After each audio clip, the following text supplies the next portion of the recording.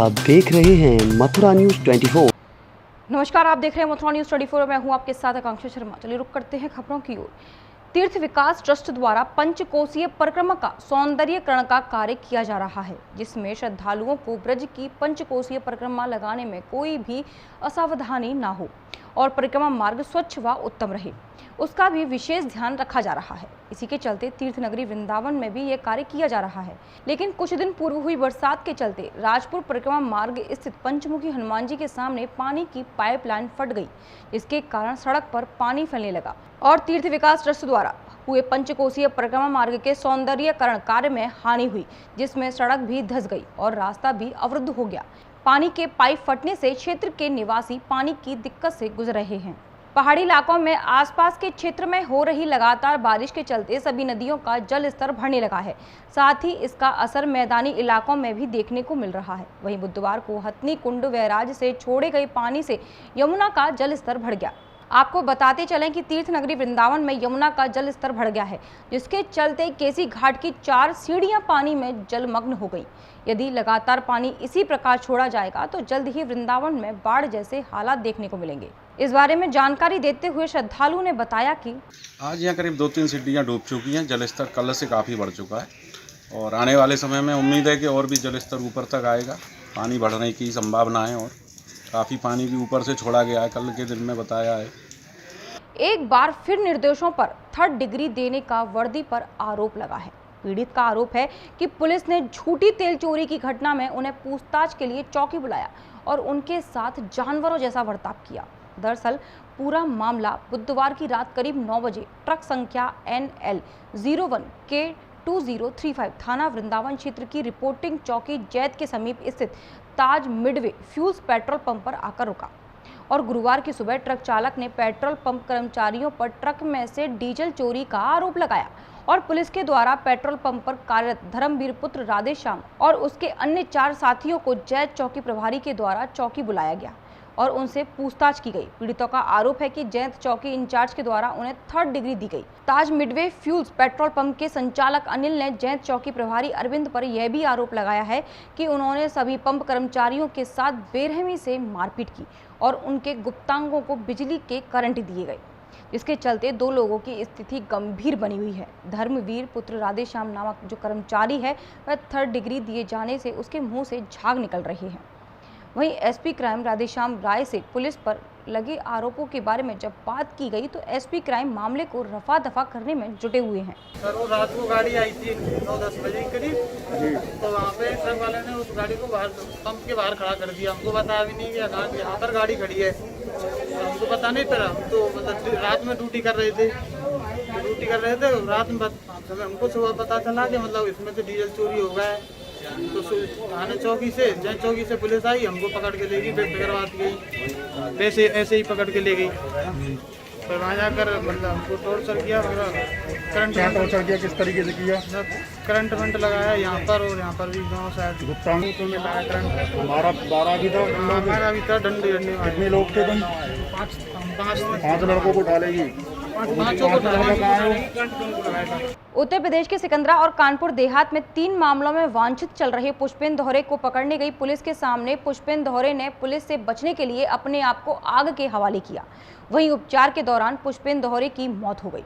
परिवार के लोगों ने पुलिस पर हत्या का आरोप लगाया। इटावा जनपद के बकेवर थाना क्षेत्र के अंतर्गत महेवा क्षेत्र में रहने वाला एक वांछित अपराधी पुष्पेंद्र दोहरे आधा दर्जन मामलों में लिप्त था, जिसको पकड़ने के लिए महुआ पुलिस बुधवार को देर रात आरोपी के घर पहुंची। जहां पर पुलिस आरोपी को पकड़ने वाली थी, तभी वांछित अपराधी ने पुलिस से बचने के लिए अपने ऊपर ज्वलनशील पदार्थों डाल लिया। इसके बाद आग में जल रहे वांछित अपराधी को आग से बचाया। इस दौरान पुलिस के हाथ भी जल गए। वहीं आनन फानन में पुलिस के द्वारा वांछित अपराधी को जिला अस्पताल में भर्ती कराया गया, जहाँ पर उपचार के दौरान आरोपी की मौत हो गई। वहीं मरने से पहले आरोपी ने भी पुलिस के ऊपर पेट्रोल डालकर हत्या करने का आरोप लगाया। इस मामले में वरिष्ठ पुलिस अधीक्षक आकाश तोमर ने जानकारी देते हुए बताया कि आरोपी आधा दर्जन मामलों में लिप्त है, जिसको पकड़ने पुलिस गई थी और पुलिस की डर की वजह से आरोपी ने अपने को आग के हवाले कर लिया। देखिए, पुष्पेंद्र नामक एक व्यक्ति है जो कि कई बार जेल जा चुका है और 9 तारीख को कानपुर देहात की पुलिस थाना सिकंदरा की यहाँ पर आई थी और उनके द्वारा और हमारी पुलिस के द्वारा उसके तलाश हेतु दबिश दी गई थी। वो 4-5 मुकदमों में वांछित चल रहा है। तो उसी के सर्च के क्रम में जब सूचना मिली पुलिस को, तो उसके पुष्पेंद्र के रूम में ऑलरेडी 2 ज्वलनशील पदार्थ की बोतलें थी, जिसके उसने अपने ऊपर डाल ली हैं और पुलिस कर्मियों द्वारा उस आग को बुझा दिया गया है और उसको अस्पताल में एडमिट करा दिया गया है। उसकी कंडीशन अभी स्टेबल है।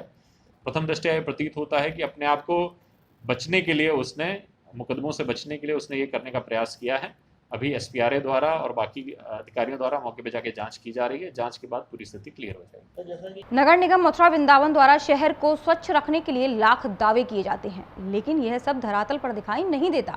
ऐसा ही नज़ारा वृंदावन के राजपुर परिक्रमा मार्ग पर देखने को मिला, जहां जल विभाग द्वारा सीवर के लीक हो जाने के कारण सड़कों पर गंदा पानी फैल रहा है, लेकिन नगर निगम का इस ओर कोई भी ध्यान नहीं है, जिसके चलते श्रद्धालुओं और नागरिकों को गंदे पानी से होकर गुजरना पड़ता है।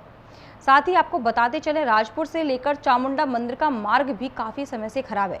कई बार स्थानीय लोगों ने शिकायत की, पर यहाँ कोई भी कार्रवाई नहीं की गई। इसके चलते जनता को काफ़ी परेशानी का सामना करना पड़ता है। थाना जैथरा पुलिस द्वारा मुखबिर की सूचना पर छापेमारी के दौरान ग्राम पीपराहा के पास जंगल में छिपकर अवैध हथियारों का निर्माण करते हुए शिशुपाल उर्फ शेषपाल निवासी पीपराहा को गिरफ्तार किया और 2 अभियुक्त मौके से फरार हो गए। गिरफ्तार युवक के पास से 9 तमंचे, 315 बोर, 1 तमंचा 12 बोर, 1 खोखा व 2 जिंदा कारतूस, 315 बोर तथा भारी मात्रा में अवैध शस्त्र बनाने के उपकरण बरामद किए गए। वरिष्ठ पुलिस अधीक्षक सुनील कुमार सिंह ने बताया कि गिरफ्तार युवक का भाई भी इसी मामले में पहले से जेल जा चुका है और जो आरोपी फरार हो गए हैं, पुलिस उनकी जांच कर रही है। जल्द ही फरार अभियुक्तों की गिरफ्तारी कर जेल भेजा जाएगा। ने पिपहरा गांव के जंगल से एक अवैध शस्त्र फैक्ट्री संचालित करते हुए आरोपी शेषपाल को गिरफ्तार किया है, जिसके कब्जे से 10 बने हुए 315 बोर के तमंचे, कारतूस और शस्त्र फैक्ट्री संचालित करने वाले सभी उपकरण बरामद किए गए हैं। इसके साथ के 2 अन्य आरोपी मौके से पुलिस टीम को आते हुए देख के फरार हो गए थे। उनकी तलाश में पुलिस टीमें लगी हुई हैं। ये आरोपी काफ़ी लंबे समय से अवैध शस्त्र निर्माण फैक्ट्री में ये लगातार काम कर रहा था। इसका भाई पहले भी शस्त्र फैक्ट्री के आरोप में जेल जा चुका है। तो इसका लंबा आपराधिक इतिहास है और आसपास के जनपदों में इसने पूछताछ पे ये जुर्म करना बताया भी है। इससे विस्तृत पूछताछ के आधार पर आगे पुलिस टीमें कार्रवाई करेंगी और फिर इसके खिलाफ कानूनी कार्रवाई अमल में लाई जाएगी। सर, ये जो असला बनाते थे वो कैसे, कहाँ इनकी सप्लाई करते थे? ये मुख्य रूप से आसपास के जनपद जो मैनपुरी, फर्रुखाबाद और इधर फिरोजाबाद, इन सभी जनपदों में मुख्य रूप से इस शस्त्र फैक्ट्री से, इस कारोबार से जुड़े हुए लोगों के बारे में जानकारी मिली है और पूछताछ के आधार पर पुलिस टीमें आगे फॉलो एक्शन कार्रवाई कर रही हैं।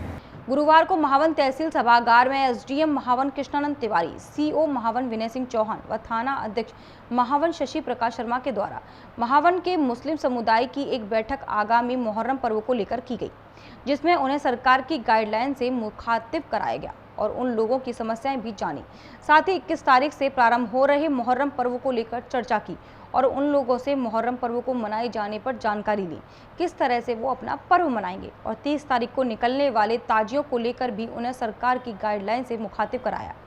इस संबंध में जानकारी देते हुए SDM महावन कृष्णानंद तिवारी ने बताया कि हाँ, आज तहसील की मीटिंग हॉल में CO साहब और इंस्पेक्टर महावन के साथ और क्षेत्रीय लोग, गणमान्य लोग आए, जिसमें कि मुहर्रम के संबंध में तैयारियों और उसकी समीक्षा की गई और जो शासन के निर्देश हैं लॉकडाउन के परिप्रेक्ष्य में सारी चीज़ें उनको बता दी गई हैं और उसकी परिधि में ही सारा आयोजन, मुहर्रम का आयोजन किया जाएगा। इन लोगों ने कुछ बात रखी सर, जो कुछ?